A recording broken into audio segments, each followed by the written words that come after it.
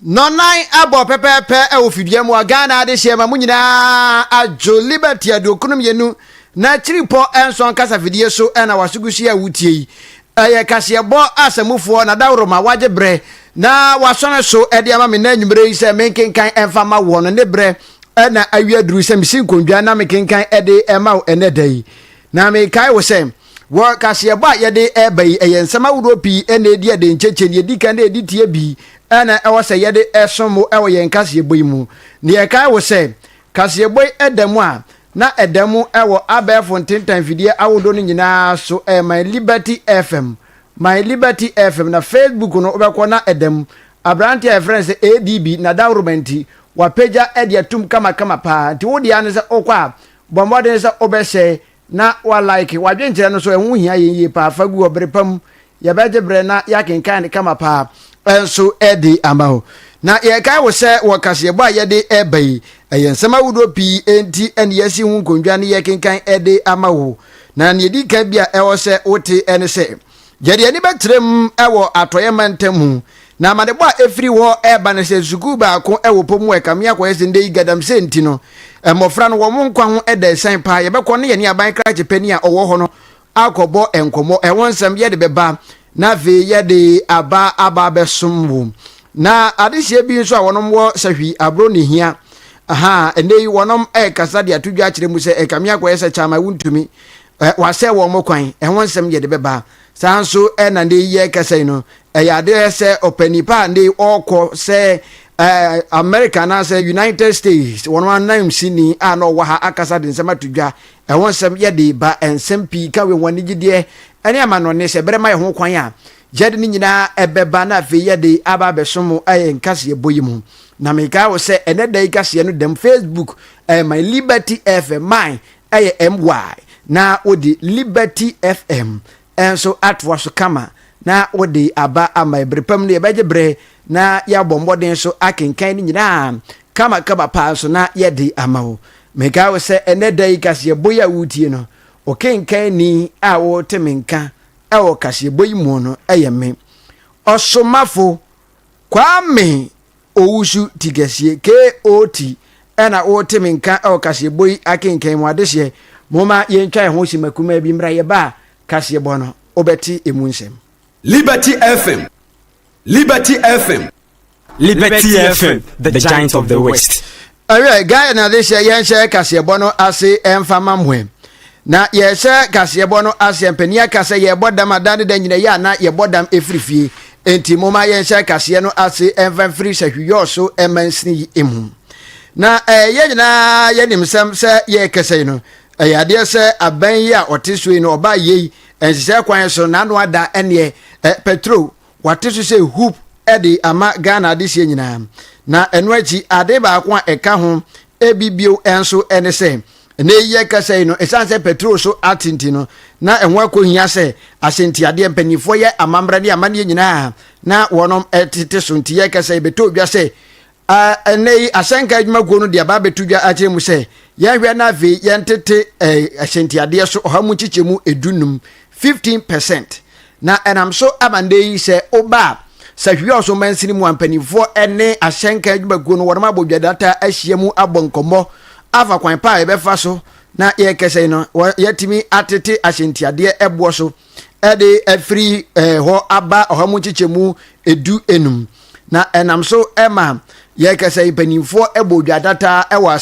assembly ho ene impanifo ekasa ya enam so ema ban krache pani a wono ene gina mu ema sahwiyo so mensini yewura Dominic ejesi oje bre ekasa ye etre botaye so kokoranti a enam so ma nei wonom eto wonsa ede frɛ hyanka adwumaku awodo a eno no ewo sahwiyo so ene ne patamu ene won bon komode kire mu se nei ahyentiade ebo no a abafam ne ho akonya se ahyankafo no wonom eboa ema ne eba nyina etimi ekonka esanse ye kasa yi no yade sa fango mpanimfo ateso enti wonom hwɛ emwa ema ne ema nyina enkonkanya okire mu pa botaye nti anei mpanimfo ene adehia wonom wo hyenka adwumanum no wonom etimi edi ahia na moma yenkwe na yenkotie wa bra ye ron munyamfo Dominic Jesi ede ensem etudwa no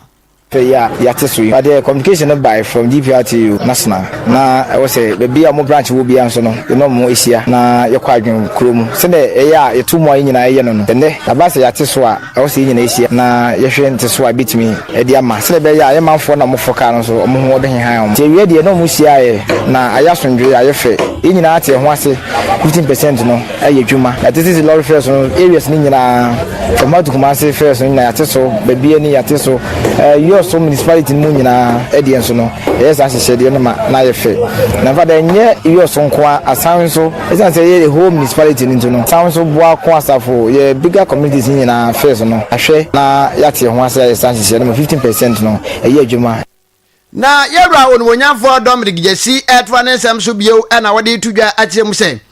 wada de se de pa ede ma asenkafo a wonom wo sahwiyo so mansiri mu se ene sese na nya ba sane ende yetumu a ya na wonom de ahokeka ne ahopepre ahwe epegya bo no mu entempa so no we so anya de wo bion wonom bo moden se ne ya ba idie ayente so enti wonom so hwe na wonte so nda woni sese no a empanifo de atowode ama wonom so enam so ma o kire mu se nde se wo hwe asenka adwumakuo no a ana ka taxi ana ne obefa bia no nei empanifo chim se wonom ahwande bo no so eba ha mu chichebu edunum ne wo hwe pragiafo no de a wonom de no ayo ha mu chichemu edu eno so kire mu sei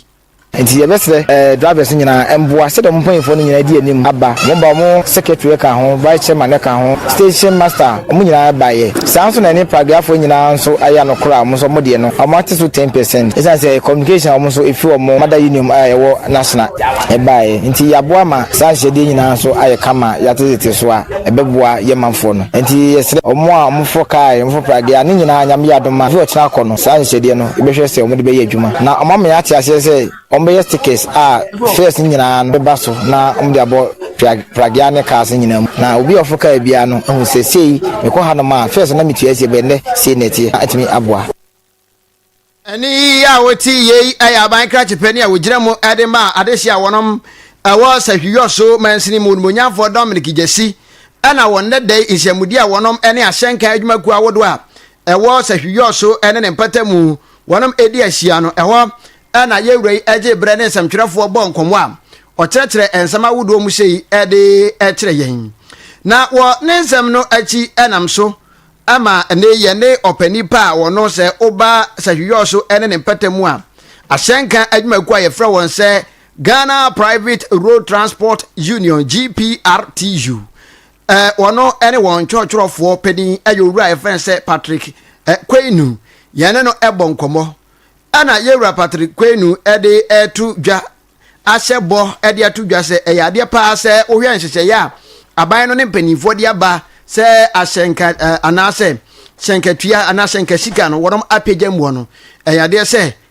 entesoa ba abai no wobɛhwɛ na afei wonom adi so ede aboa ama oman no nkanko ne nimpuntu enso etimi aba na wo ne nkasa ye mu no ode tudwa kyerɛ mu se ene adehia wonom de hyen awodo di dwuma wonom ewo sahwiyo so ne patam wono wonom hwɛ na nhyehyɛ foforo kora aba no womo emfa eni dwuma na moma yentie ne nsɛm no bi abana ma yenya nte se obia entete ne kasika so aye mehi assembly hall hakura na GPRT yenya transe afa ye ho adwen ahu se petrol no sisi ade abana te so nti sa na te de aye nso ye be transe na yatete ye kasika e ma ye transe etete ye kasika so nti na me no kasei kasika se wi so okoye station na station bia yatete hu te se high sense yatete so nti passenger bia obefu obi ka na fair dada no beje no oma GPRTU mpanifo asonte yebema assembly fo nso aswate security fo a omo ba ha nso se ombebo ye chidom na wa obeye hwe ha se anase boapayo se obeje sa ufes no emra ene obedi no 15% no eye adwuma osha various communities na cars no koso no tama yeto okeske no ebi mo ho a omode ne mani gina ho a esan tagia mone enema bi munti ejina ho aya ntum by all the same a national cake na aban no pese ubia enya ne chefa nti ngwansa wate ase na timamufo na foka no say ye taku say ye sempoa ye gina say 15% nso e de ate so na ne anye 15% no mpo no e be 10% ya utumi hu se sa nkofo no ekwan no wa but ya yenhyehyɛ papa se de be ya obia be hu se nteso no aye adwuma Opani ya yene no kobo nkombo yi aye twotwofo e wo sahwiyo so bensin mu e de Ghana Private Road Transport Union aye twanitia efrense GPRTU ora Patrick Kwenu e na wote se dwumadie no ase onde yen bo nkombo yi na ne kurakura mu e na sahwiyo so branch chairman e de Pragia Association aye Elder Ismail Benyin onso ene yen e bo nkombo na ne nkasa yemu no etim se nokure ensise ya abai no ewom se Pragia no womo ensise yemu no womo de no enye ohamu chichemu endu enum nemum eye ohamu chichemu edu na wonom eteso nanso wobehwe ama nhyehyɛ no atumi aye adwuma wo kyerɛ mu kura botaye ntia ndey womo de no ye ohamu chichebu edu ayasa na yɛhyia mu ha na yɛdi sankom yɛ national union ade betudwa ade braye a yɛnu talk sisi ano yɛ reduction no aba 10% sinyame yɛ adom a yɛguso ayɛ at least my up to ending of this week no every Monday ko bia Pragia bia ɛne ama ne kope ama ne de abomoto num enti sɛ wo yɛ passenger na afro Pragia ma onchi on a sticker album date no aye current date santi sa na oni bidia na che say asobrache for no ba no sa de a nipa no charge no de ma onti ase fanema police but the paper anasa sticker ni bi bona yinum no mesraw bo modern sa de empanimfo age atom no na wo betua anya de wo pe as a passenger na abaka so ye ka say nti me ma wa kise na say na metua eno de e be sra passenger for no omo avoid this ade no na ye nyina ntimi ntena kroyem na emmoama aduma no nkoka Opani ya wote ne nse waje bre na wakyerɛ ensɛmbo yi aye owura ono na wode wani kyerɛ mu ɛwɔ so mansini yi mu a oye tikyerɛ ni Edema Pragia Association aye Elder Ismail Benyi na endeda yi wabra mansini assembly sahwiyo so wonom to onsa frɛ hyenka adwumaku ahodo no ɛhɔ ane ewura yi oje bra wode ensɛm atudwa ye ka wo se wasugusi ya wutie liberty adokunu mienu na chiripo enson kasa fidie so obetumi akọ Facebook okọ abo my liberty fm my no aye my enti wo bọ ne sa na wabọ modern na wa like na wa share na aboa ama ne nyina enso atimi akọ enkan Ghana de hye ye ntoa kasebo no eswe ye toa kasebo no so a na ye de ani ekirem ewo sahwi abro ne hia aye no ewo akontomra mansin bo atoye atv mantam no emu na enei adehia wonom ewo ho ana wo mo kasade atodwa kire mu sei enei se wo hwe sania titrani edema NPP wo so no kokoroko amanyokuo NPP aye Bernard Jamai antwibuasia komechira santimentemu titrani adona nim se Jamai untumi enei se oba ho na ode adehie enkwa eda esem ne yebi so kwan ben so no mchirim se wo mo kwan a ewo ho a yeroi na nka ewo se ohwe ono na mpanifo de se nsa se contractor wonhwe na wontoto ne mama kwan no ani enna ho se de be ya enkan ko ebetumi aban ekamia ko yese wonom anhu ne sa enti anya de se aboa wonom kra na mpani se ye yuti na se wanka se utiri ne ho an obenhu an se ope amele ne so na ya mawo ponkujo ha so ha adwene pa enti enam so ma assembly member a wogina mu edema adehia wonom ewo abro ne hia electoral area ayo reference unbonyanfo Eric Okra ajebre akasa de atudwa achim se aya yewra tama wuntumi eba ho de ne bashi nyina eba ye se oba na afi wa ba be ye adwuma no nanso bibia ni wa ekire se papa yi otumi ye kwan no ede boa wonom na kwan no se ne ade na si akwakoye no enya de se eboa kra na ensamba akokora no a wonom ekaire se kamia gwe se yewra yi kura ba ho no ekamia gwe se fama gudie tuo na wode ne ho hyehyem na epani se enwum eda eya na yetrende wura no enti moma yenkwe na yenkotie wabra onmonyanfo Eric Okra onya ne manfo ane ma kyerensemu breso na ehun se chama ntumi ba se oba be ye kwan no ne kwan na oye no se oba ye no ye hu sabor bia esi wo kyere se omo ye kwan ehun se omo sabor wo ya kodura chama ntumi de ye hu hwe sabi ede hu yan se ode no machines aba se oba be ye road no na de oye asese oye no tuzu se no ma na oye kwaso nyina na ye babi wo ha na ni yedie so duru bi no hu se ho no asase a tsenia goruwo mu a no maka ho na ombeba kwan ni no wo yese wo yaduma no ma bebre no wo ye ni nyina no ankosiaga hwa mana yi a jejamra to kwan ni bebre amaye enne ukura ka kura utimi enya adwuma wo kwan so la se reto aba me de asembere mai kwako ha ye duru e kase duru antimi nko na nado ankasa ba ha duru ono kai de asembere mai na se me bomodin a na kwapɛche se be guso asembere mai me na hwɛ ye ni na samme no na utumi e wo sesanim enso no agyae e ma abre na akuafo ne abadwumafo ha nyina ebre bebre no abadwuma omutimi ma se kwan no sɛ uyi obi so mra meya dwuma oma wa hwe ne hwe kwan ye deda ha ya se moto na nipa bra so moto no kura no do be so musi mu pia niema ekoso no de ha ye papa ewo ete area mu ha from akonto mra to ade so road wi de se ade mitwa ka pipa se samantumi ase kwan no ase first no kura na ewo ho no sa first no kura de na oyibonka ma kwan no se si ameka se de enne ukura ka kwara de so a be bresa odi agokura ise osi epia tinyomo samantumi ebeye ne de wa hayen pa oba ikro fama ha otime twa popo yi ma obi dan kura da na abansoro a enne da no nyina ebubu etimu se ye kan wasem a wanfo siaga oka onfi tinyomo oye no wo ekwan so ade oteti yen pa ti na ikasa yi samantumi ma ye kwan no enne asi a nipa bebre ebre oso uduro bi ise osi epia ka anamoto ansa na otime akọ enti no aban ande aban aba no omehwe na nyumadie no a chamantumi aye ne basa no anko yie no omehwe yennim se ande aban de ekwan a omoye no omoye ye ne yie enti omehwe ne ye ne yie emma akontoma desert na yensu nya kwampa emfa so na kuafo ha no ye bre bebre emma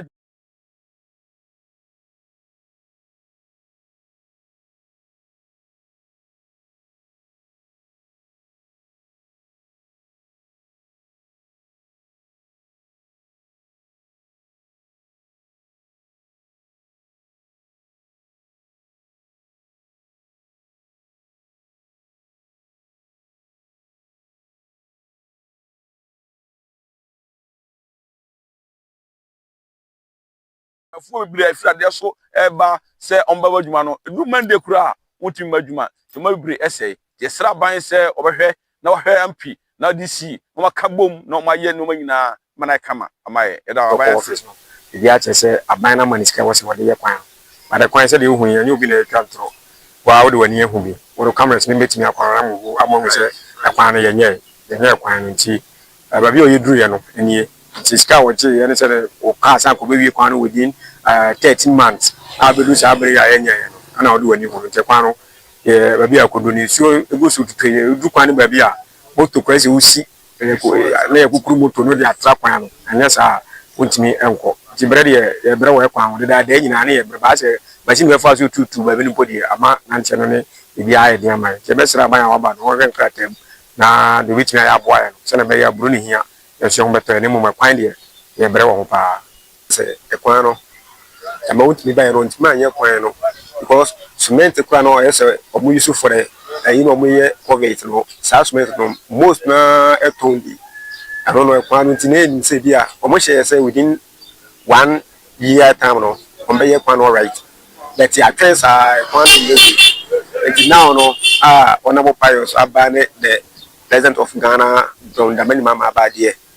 in say mo ba yede o metima ye kwan na maye di chama wontimi di hia na so be ba ye kwan so bi nice man and say e kwan de chama wontimi ba no de o meti o ameboa e kura o ameboa e kwan wo so wo hwe kwan a usu lu kura to a isa o hyewe anti butu asana otimi aye ubi driver otimi adrive onti kakra metimi aka aha enti adehye no bi na akyerɛ ɔhaw ne atete a ekwan no a akoye bibia wo hosa no ede ebre wonom no korɛ enti wo mu nkyerɛ mu a wonom ede ma ye no eno na wo kase boyi so no yenso yada na di ama won so wanya bi ati ye ka wo se aha aye liberty adokurum yenu na chiripo enso kasa fidie so na wasogusi awutie eye anwumre no nan bre kase bo na waso eguso a utie wo dia ne se ko Facebook okwa bo my liberty fm my ne ye my obo my no a bo modern se obe like na wa share wa dwenkyere fa kase won fa gu o ma ebrepam ye beje bre na ve ya hwe akenkan ni nyina enso edi amaho ye to akase no so na yenko gina mu ewo ensem foforo ye to akase no so na yakogina mu ewo ensem foforo mu a na ye kɔ ewo ene oman yi mu ensem ebi emu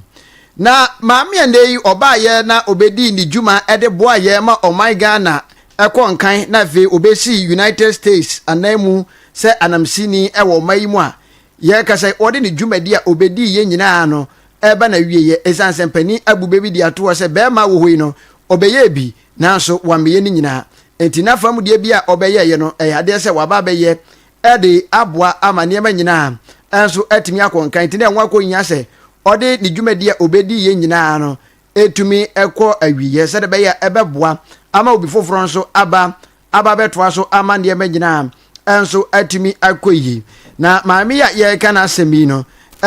maame a your friend say Virginia Palmer na mami akasa ede ensema to dwa kire mu se ewom se America ban na say mu ene eto awodo a wapagya ede agu omanfo binom ekɔ mu titiri ne se wa wode enema eba ho no eyade se ha adwene ye pa no eden de nenso oman Ghana no esan ayonkofa ene odo a America man no wode mayenti no ya de no eyo hamu nchichemu edu a chese ewo fam papa enti ene mpanifo enkoso a na wono ne America man no eni nkasubom se de be betumi aboa ama o man no nkanko ne puntuo enso atimi akwa animu na moma yentie wa bra one nsantwerefo ebo nkomo. Well, I wouldn't put it that way. Indeed, there are 10% tariffs applied globally, which is a tack that the new administration in the United States has taken. That may be in the short term to Ghana's advantage vis-a-vis its competitors. Oil and gas, which is the major export to the United States, is not subject to tariff. Cocoa right now is, but that's a 10% tariff. Cote d'Ivoire, which is your major competitor, is subject to a 21% tariff. The same is true in apparel, which I know President Mahama cares a lot about because it employs a lot of youth and women. If Ghana faces a 10% tariff, but Bangladesh and Vietnam face 47% and 63%, because there were 60 countries that got a tariff that was much higher than 10%, that may redound in the near term to Ghana's advantage as the apparel market kind of sorts itself out. If AGOA is not renewed, then I think we go back to most favored nation status, and the advantages to Ghana won't persist. And so I hope that AGOA will be renewed, but I also hope that Ghana will be the one making that point to the American legislature, because it's the legislature that has to renew it when it expires at the end of September. Enti eni ayati ye ayopeni awono enanka wosi America ban no enemu ewo omanti ase my Ghana so ye kase yi wode ni dwumadi a obedi ye nyina no ba na wie ya ne sa ane wone panifo abo nkomo na fe waje bre enso akire ensama wodo mu sei ede akire yen aye maame a friend say Virginia Palmer na agebra wone ye ebo nkomo no wakire ensama wodo mu sei enso ede akire Liberty adokunum yenu na chiripo enso kasa video su ni wasugushi a wutie kasebo ya bombo den se obekọ Facebook okọ abo my liberty fm my no my na feso enema nyina so no atimi akoyi enso edi amaye na yenso yatimi agebre na yakenkan ne kama pa enso edi amaho na Ghana adese yentoa kasebo no so na yetoa kasebo no so na yakwa akogina mu ewo ensem foforo mu a na yede kase no ekwa akogina mu ewo anigide kase bom yekọ anigide kase bom dia ensema yede ebanuni aye awuraba ba ko a oba oman Ghana mu a abefo ntentan fidie no de odimu ntintima pa na nsan mu kura no ohwe sinibia na wonom eyiyi ewo abefo ntentan fidie no so a na oyobi a odimu akoten pa eyi afia odo na aba mountain so akasa dia tudwa se kame agwa se ndey wonam wa ebinom de omonsa etenetene so edi dia wono de wonam sa etentene so ebinom kirem se aya ono afia odo aya abranti aye fe ne se akabeneza Dr. Laiki wona no ehihye wa wonom twetwetwetwe mpena no se asembe ni oman be kura ne yewo mu a asem a ondwen ho na enipa aseda pese wonom edito so na ndey waba monten so a okasa ama wiase nyina ati ase se sane enipa binom ekeka menam na metete a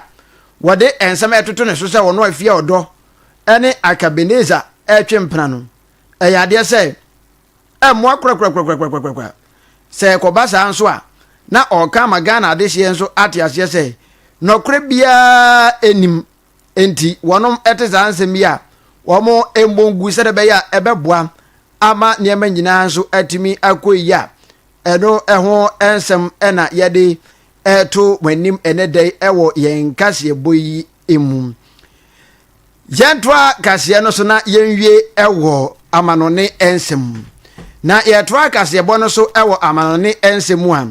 na yede ani ekirem ewo Zimbabwe emainum na Zimbabwe mampani yewra Emerson ana ndey wakasa na wadensa asi emra foforo kra so ede eto pa eto ado eden ede ababeto na eto a wode babeto se ndey se wotu fie kra na nka ndey a wutie Liberty FM no o radio no oba bepia ho lances na eno achi vehicle insurance ahodo a watabiridi ato adehye ekomo no aka hu bi ama adehye a wonom ewo Zimbabwe ene ne patamu no eyade se wo muyam ehyehe wonom pa esanse ndey wokọ omanimu a omanimu ayeden pa no a obia edwene kwan pa obefa so na afi watimi anya bi ene ne mma ene nabusua anya bi adinti se ndey wo yo mampani na za wasan eba beyire eto mu ede ato won so de a na adehye ne kire se enya ade a omani eje ho kura no a ehon sensem yade to manim ene anwumri Ghana adehye we so ne yegina ne yede kase yebo no gina asi ensema wodo yede beto manim ebi ne se ye kwa akontomra mansim adehye bi a wonom wo abro ne hia electoral area hia echirim se chama wuntumi kwan bi a na nke wo so ya wanye no eye de wo hawo ne abenedie pa enso ade abre wonom sanso ena satwiyo so mansim pani ene hyenkan guo ahodo no ade ahia mu nam so ma wonom ede ensem ahodo atu edwa sanso na opani ana osi oman US anamu ewo oman Ghana mu maame Virginia Palmer akasa de atudwa kirem se oman Ghana no yenkoso ane US man no enya ayonkofa se de be ya eniema ebetumi enso atimi akoyi ensemi na afoforo bi ka ho a anigye ne amanone de nyina enso eka ho a yede be som se Liberty adokrum yenu akiri ponson kasa fidie so adehye ma yenyina weso na yemfa kase bo no nyina ensi na yehyemobo se brepam no se breso se yensan emesomo ewo yenkase bo yimu a yebeba na ve yede aba beso yede aseda ema abrantia ye frene se ADB se ono oboa yen na ode yenko abefo kwan so ma ye call Facebook ho eboa ye ema ne nyina enso etimi ekoyia na yede aseda nyina ede ema no enawie se waboa amane nyina so no etimi ko enkan na we no nanatiwa o say well done KOT God bless you che ode aba we so say nanakwasi abrakwa Charles o say good evening Liberty FM,